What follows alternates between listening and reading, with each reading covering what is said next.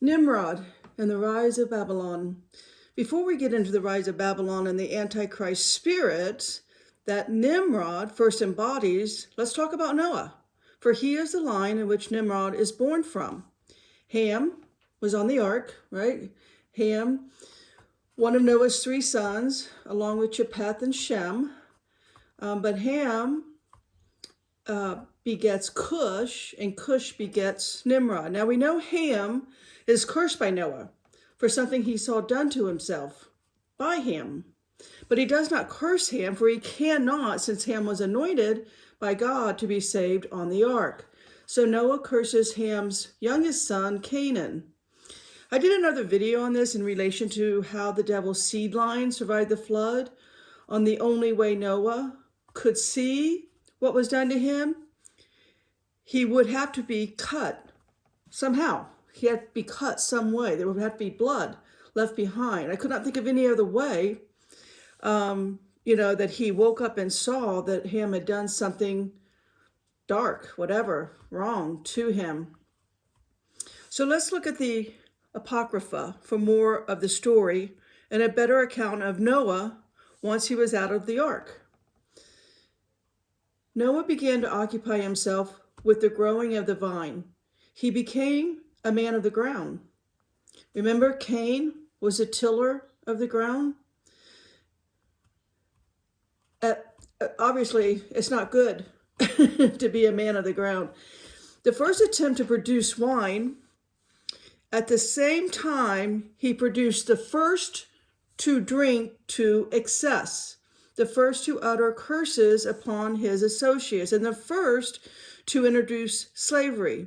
This is the way it all came about. Noah found the vine, which Adam had taken with him from the Garden of Eden, paradise. When he was driven forth, he tasted the grapes upon it, and he found them palatable. He resolved to plant the vine and tend it. On this same day, now this, of course, you would expect a supernatural vine to grow grapes on it on the same day and produce wine on the same day. Is supernatural, right? So that's what it says. On the same day on which he planted it, it bore fruit. He put it in the winepress, drew off the juice, and drank it, and became drunk, and was dishonored all on one day. His assistant in the work of cultivating the vine was Satan, who had happened along at the very moment when he was engaged in planting the vine he had found. Satan asked him, "What is thou art planting here?" Noah, "A vineyard." Satan, "And what may be the qualities of what it produces?" Noah, "The fruit it bears is sweet. Be it dry or moist, it yields wine that rejoices the heart of man." Satan, "Let's go into partnership in this business of planting a vineyard." Noah, "Agreed." Satan thereupon slaughtered a lamb, and then in succession a lion, a pig, and a monkey. The blood of each, as it was killed, he made to flow under the vine. Thus he conveyed to Noah what the qualities of the wine are. Before a man drinks of it, he is innocent as a lamb. If he drinks of it moderately, he feels strong as a lion. If he drinks more of it than he can bear, he resembles the pig. And if he drinks to the point of intoxication, he then behaves like a monkey. He dances around, he sings, he talks obscenely, and he knows not what he is doing. This deterred Noah. No more did the example of Adam, whose fall had also been due to wine. For the forbidden fruit had been the grape, with which he had made himself drunk. In his drunken condition, Noah betook himself to the tent of his wife. His son Ham saw him there. He told his brothers what he had noticed, and he said, "The first man had but two sons, and one slew the other," meaning Adam. Adam had Cain and Abel. Cain slew Abel. This man Noah has three sons, yet he desires to beget a fourth. So Ham did not rest satisfied. With these disrespectful words against his father, he added to the sin of irreverence the still greater outrage of attempting to perform an operation upon his father designed to prevent procreation. Yep, you got it. Ham performs the first vasectomy after the landing of the ark. Who would have thought? With the spread of mankind, corruption increased while Noah was still alive. The descendants of Shem, Ham, and Japheth appointed princes over each of the three groups. Nimrod for the descendants of Ham, Joktan for the descendants of Shem, and Phanek for the descendants of Japheth. 10 years before Noah's death, the number of those subject to the three princes amounted to millions. I don't know how that's possible, but that's what the Apocrypha says, so okay. When this great concourse of men came to Babylonia upon their journeys, they said to one another, "Behold, the time has come when at the end of days neighbor will be separated from neighbor, brother from brother, and one will carry on war against the other. Go to, let us build a city and a tower whose top may reach unto heaven, and let us make a great name upon the earth." All right, we're going to get into the rise of Babylon, but first I just want to go back to King James here. I'm looking at Jeremiah 50 and verse 2. "Declare ye among the nation, and publish, and set up a standard, publish, and conceal not. Say, Babylon is taken, Bel is confounded, Marduk is broken in pieces. Her idols are confounded, her images are broken in pieces." All right, so what does Babylon mean? Babylon actually means the gate of gods. And it is the most famous for Baal worship idols, which will be the spirit of the coming of Revelation 17 and 18. So Revelation 17 is going to be first the false religion. It will be a return to Babylon. It will rise again, and it will fall this next time by just a word out of Jesus' mouth. So let's know the history. It was first built by Nimrod and the descendants of his grandfathers, Ham's brothers, Japheth and Shem, when they went against what God had told them. In other words, when they got out of the ark, God said, "Go, spread out and refill the land." They didn't do that. So we are told the names of the idol little g gods that will once again come into the days of Babylon. All right, so let's start in 2 Kings 1 verse 2. And I don't know how to say this name, but I'm going to attempt. Ahaziah fell down through a lattice in his upper chamber that was in Samaria and was sick. And he sent messengers and said unto them, "Go inquire of Beelzebub, the god of Ekron, whether I shall recover of this disease." So as you know, or you may remember, this is of course in the days of Elijah, the prophet that he is talking to. Now in the New Testament, we can see it as well. Matthew 10 verse 25. "It is enough for the disciple that he be as his master, and the servant as his Lord. If they have called the master of the house Beelzebub, how much more shall they call them of his household?" Okay, you can also read it in Mark and Luke, but let's look at Mark 3, because I don't like to say the name that much. Mark 3 verse 22. "And the scribes which came down from Jerusalem said, He hath Beelzebub, and by the prince of the devils casteth he out devils." So the spirit of idolatry, that's what we're looking at here. This is what's coming back into play today more than it ever has been since Babylon. It truly is. It's in every facet of our life. Idolatry, you can't escape idolatry at this point. It's just everywhere. So when I say that, the latest statue, this is really sad that the church doesn't, come up against us, but they just won't. The church is too apostate to come up against us, but there's a statue now in New York City. It was, what's the word I want, erected? January 16th, 2023. Okay, like a week or two ago.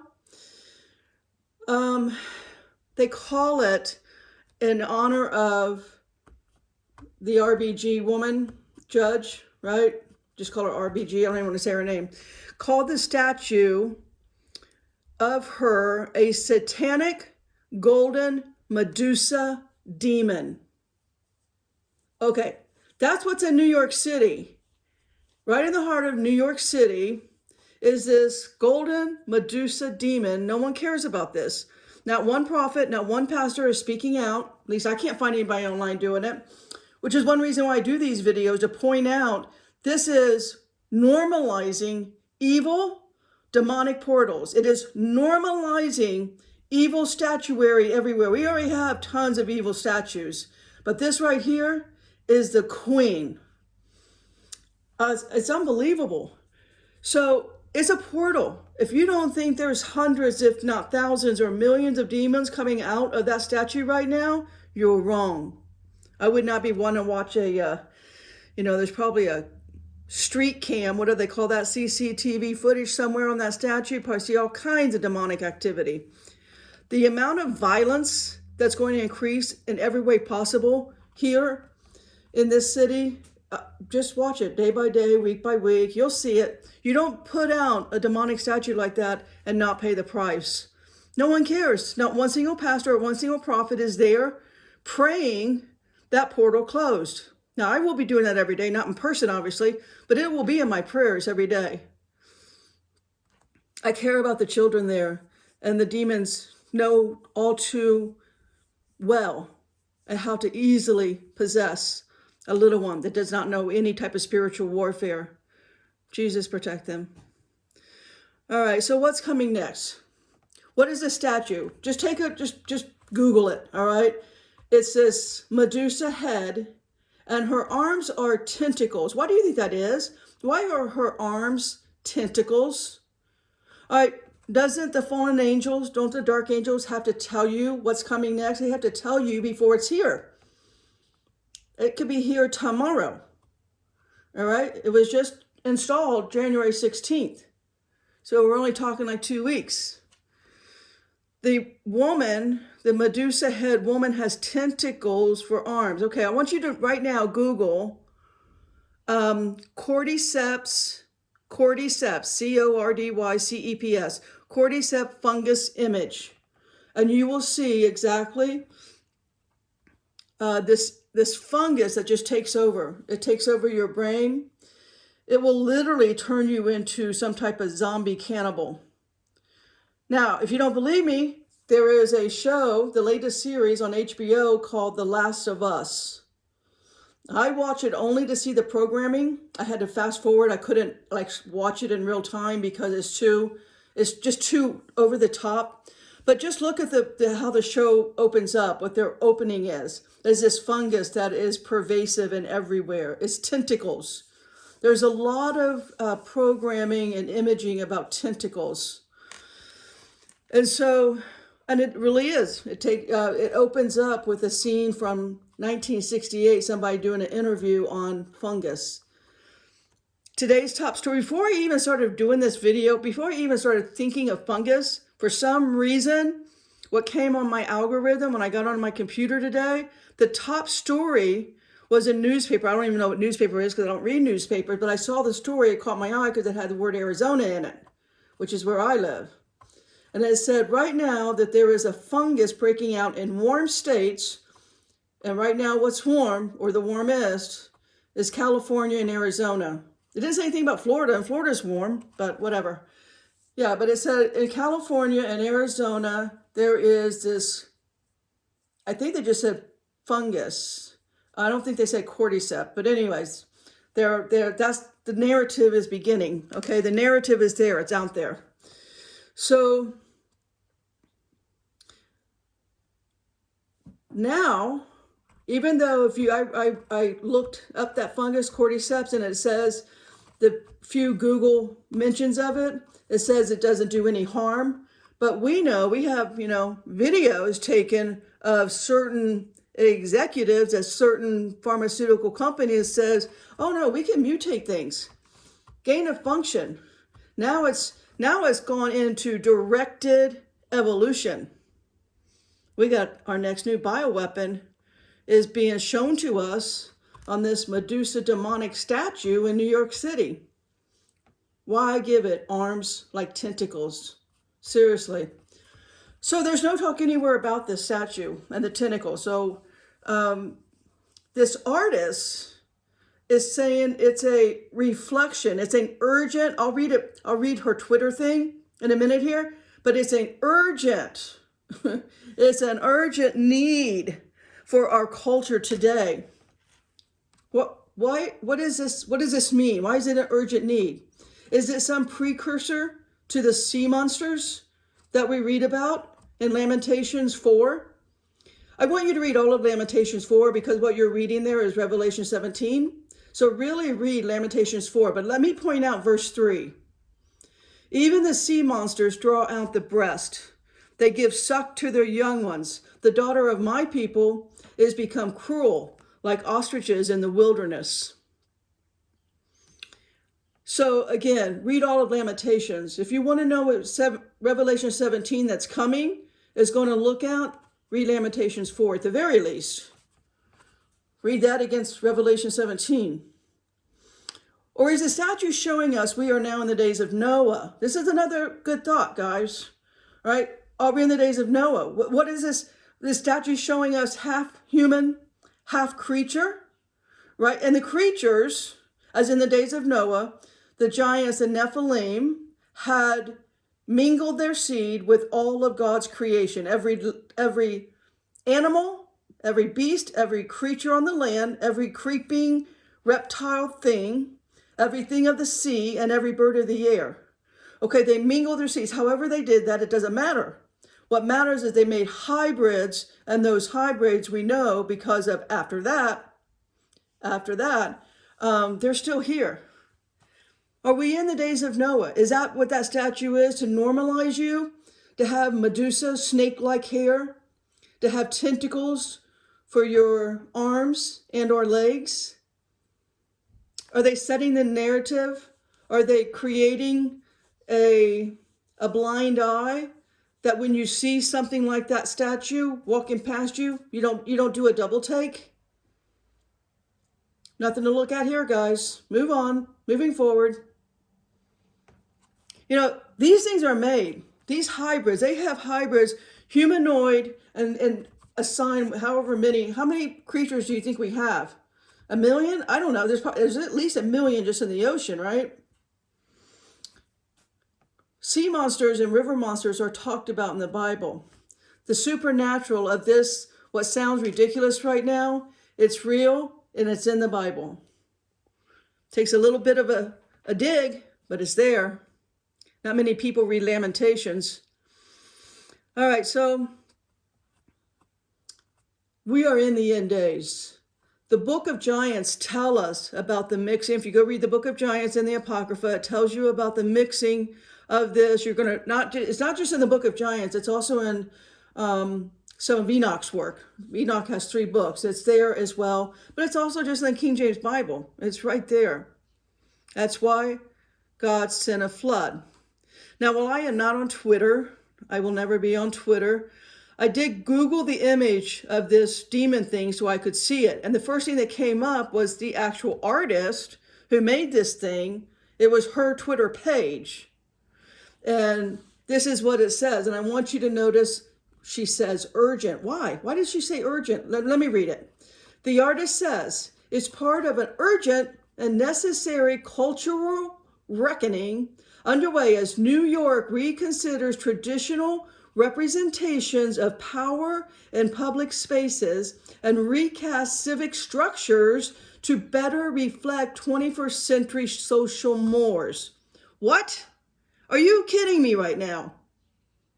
Okay, let's just start creating demonic statues everywhere to represent where we are today in our social mores. I don't even know what social mores mean. Some demonic language as this person is, I can't take it. Okay, let me just read for you. And I hope you understand what you're reading here in Job 3, verse 8. I get that Job's a hard read. I love it. I love to sit and think about what we're being told. But let's read Job 3, verse 8. Let them curse it that curse the day, who are ready to raise up their mourning. Let them curse it that curse the day. Okay, it's the darkness that curses the day, that curses the light. So this artist is cursing the day, all right? She's cursing the light. I am against you, light, who are ready to raise up their mourning. What is their mourning? Okay, if you guys remember, who has the office of the morning star? And why does Jesus take it back? At the end of Revelation, Jesus takes back the office of the morning star. They're literally telling us right here, they are ready to raise up their mourning. Well, Job's telling us, but that's where we are. By something like that, they are raising up their mourning. They're raising up their morning star. They're 9/11, king of the locusts at the bottomless pit. Revelation. Oh, my goodness. I don't get why there's not a single priest or prophet on this. That's the sad part. That's our church today. That's how apostate it is. They don't care that there's a demonic statue that represents traditional representations of power in public places. So we got demons in power now. All right, spend some time in Job there. Read the rest of that. So this is the social narrative.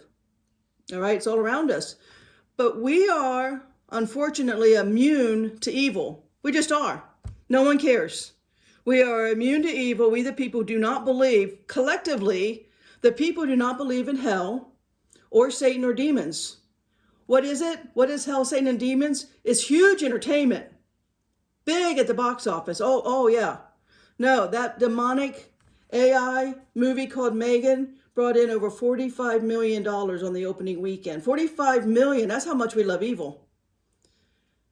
That's how much we love evil. That's the sadness of where we are. So, where are we headed now? We're already in a false religion. You guys know me. I'm against religion and I'm against church. Should you gather and read the Bible and talk about God? Yes, daily. Gather. Do I want to go to the rituals of church? No, I do not.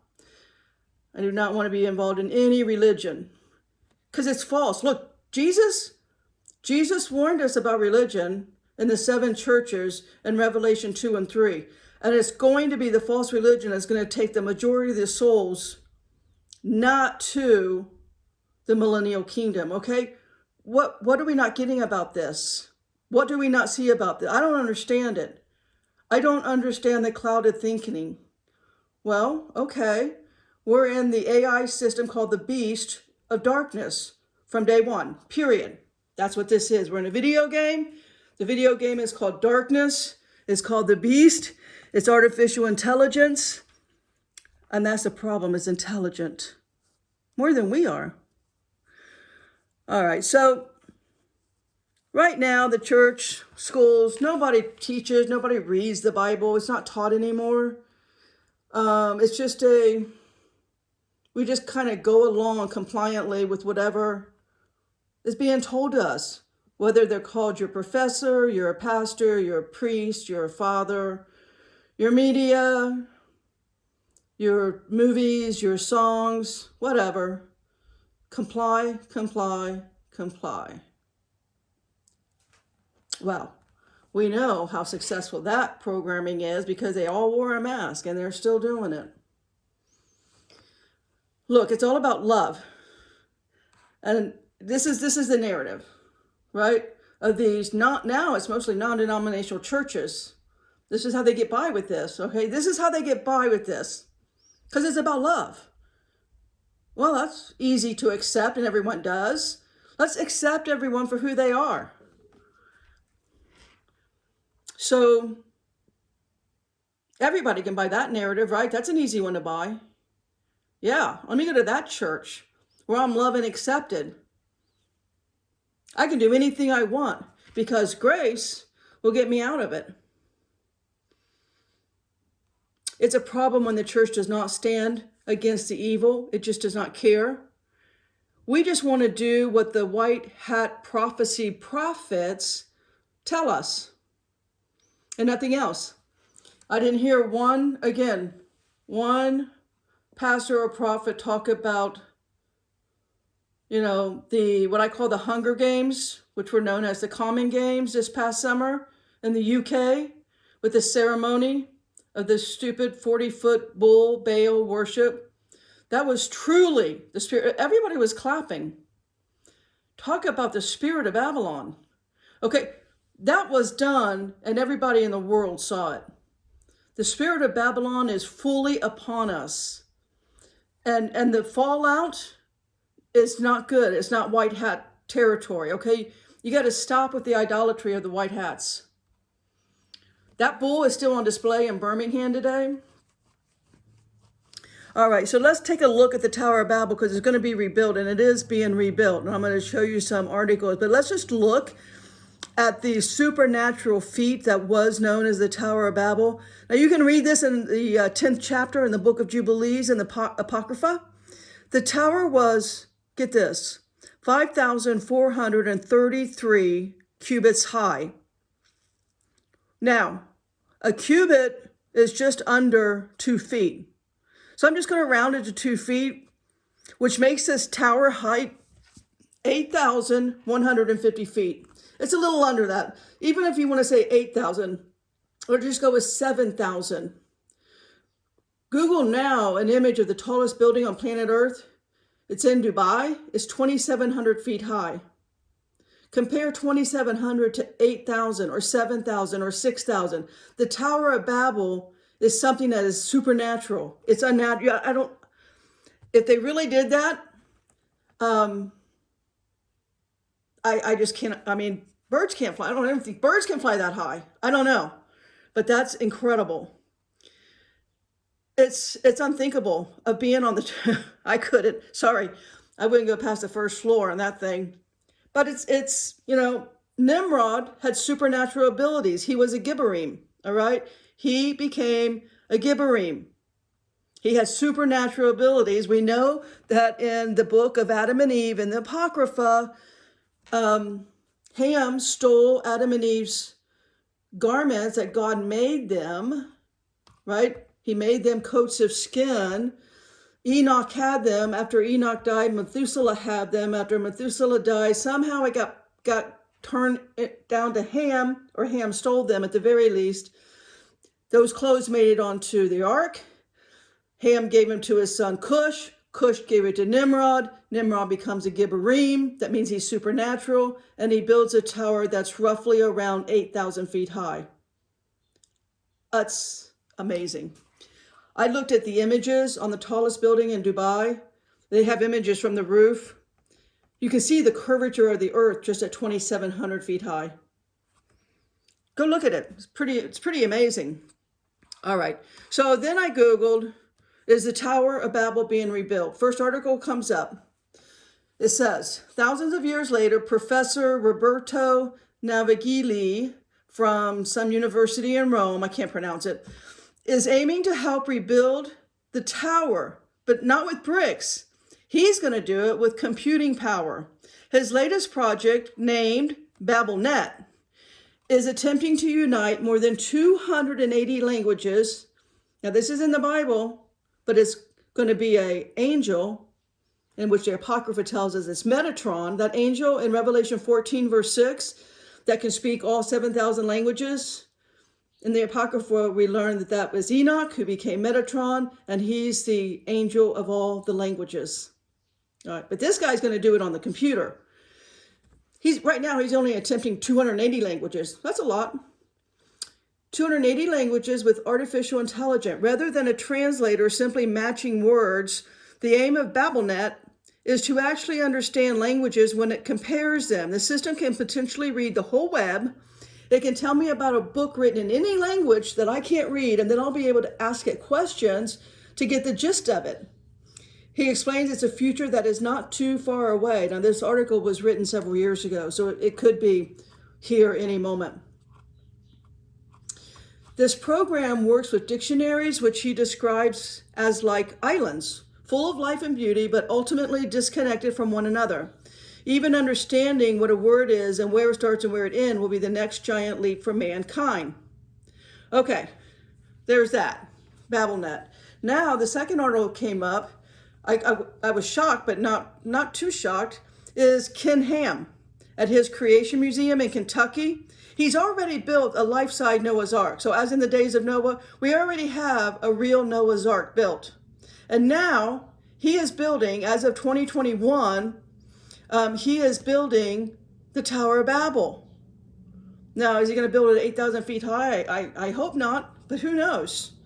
Anyway, so we got this guy doing it through computer power. We got Ken Ham at the Creation Museum building the Tower of Babel. And right here in the Jerusalem Post, it is marked February 16, 2022, and the Jerusalem Post has an article on the Iraqi government will begin to rebuild the Tower of Babel, and Babel is actually in Iraq. All right, Babel, the original Babylon, is in modern-day Iraq, alongside the Euphrates River, which, by the way, is dried up. I mean, there's areas you can walk across a river that was originally created out of the Garden of Eden. And it means fruitfulness. And today, it's nearly dried up. Once again, didn't Solomon tell us there's nothing new under the sun? And all God's people said, amen.